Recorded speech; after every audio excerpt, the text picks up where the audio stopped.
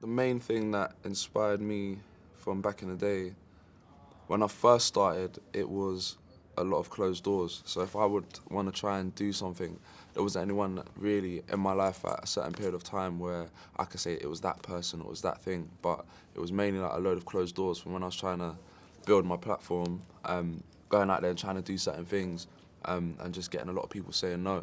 And that was my inspiration at first. But after a certain period of time, my mum used to work for Virgin, and I found out and I started to learn about Richard Branson. And one year I went to his house. He invites all his, well, I don't know if he still does it, but he invited all his employees to his house in Oxford. And literally had like so many rides, bumper cars, food, everything was for free. And that inspired me in terms of like, how can someone that sort of owns a company allow all his people that work for him allowed to come to his house and have a day of fun? And I thought that was wicked. And after when I got back, my mum started buying all his books and I started reading all his books. And then after a certain period of time, it was people like Richard Branson, who I never had a connection with at first. But then it led on to my peers as well. So people like Rita Ora, Ed Sheeran, they all came up at the same time when I was coming up. And then they inspired me. So I look at it, I had like three parts of inspiration. But I feel like when people unlock who else they find that they're inspired by, then they can sort of realise their potential. I think the main things that I latched on by being inspired by Richard Branson was the fact that he started off with a magazine and then managed to build his company in loads of different areas, whether it's trains, banks, phones, records. And for me, I try and do that in content. So I always try and think, all right, I started music, but I want to do gaming, fashion, sport, business, and build on from there. So I think it was just the fact that mixed with everything that sort of was around my mum working for him, was the fact that he managed to build a business from something which was just a simple idea. And I feel that's what inspired me the most. Closed doors either has two effects on you. They make you stop or they make you go forward. Like out of my friends, was one of the ones that went forward because a lot of my mates used to get closed doors and be like, forget this. But I think it was closed doors mixed with curiosity because when I first got a camera, everyone was like, well, you're not going to do anything. Why are you going to be a cameraman? You can't even do it. You're not going to be working for these companies. And for me, that just made me curious as to why my mates were saying that. So I was thinking, all right, cool. If there's not a lot of cameramen, it's not like a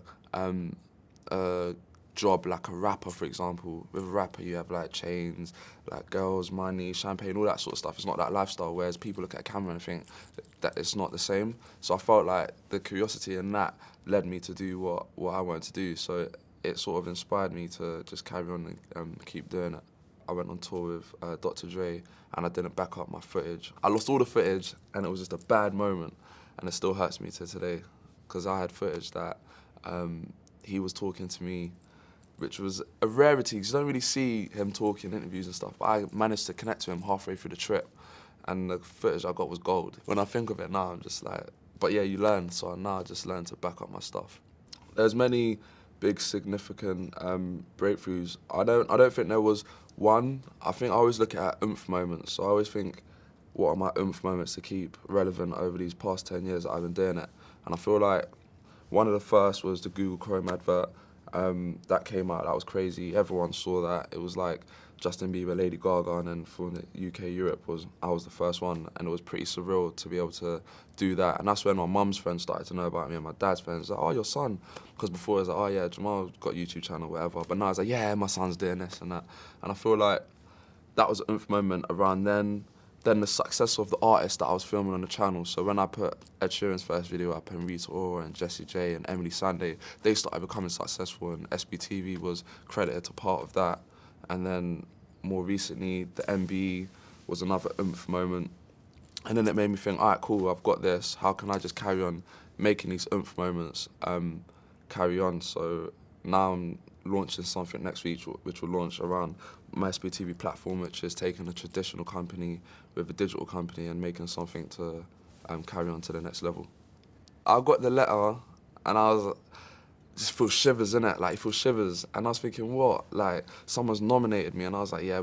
But on the letter it said, even though you're nominated, it might take you 5 years to get it. But on the first one, I got it, but you had to keep it a secret. And it's just like, oh, it's just like a burning secret inside. And I was like, I couldn't tell anyone. But yeah, it was surreal to be like, I think I was the youngest that year. and I still need to do my research. I think I was like the youngest in music for quite some time as well.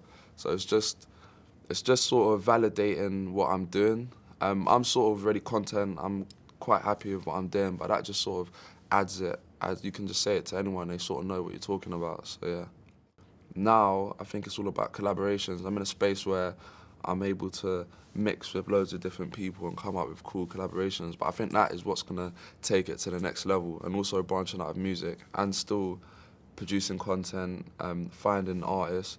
And I feel like I've done cool collaborations. I did one recently with the British Council around Shakespeare's 400th year since he's died, and we did a cool little cypher rap. And I was at an event yesterday and people coming up to me, that's such a cool piece of content, oh, that's great, what are we going to see next? And I feel like that is just the evolution of content and the evolution of SBTV and my personal stuff as well. It's mainly down to collaboration, down to the people that work for me, down to the people I film, and down to the people that I call them the soft believers. They're my sort of squad.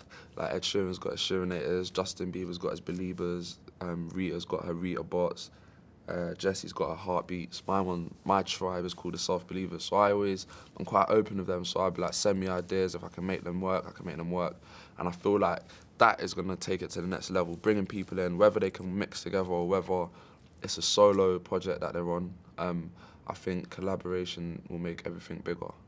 I think what makes me thrive on is being able to connect to all the people in different walks of life. So whether that's the viewers that watch my videos, whether it's the people that work for me, or whether it's the talent that I film, I feel like those three areas is what makes me like want to thrive on and try and build SBTV, my personal stuff, and the people that I work with.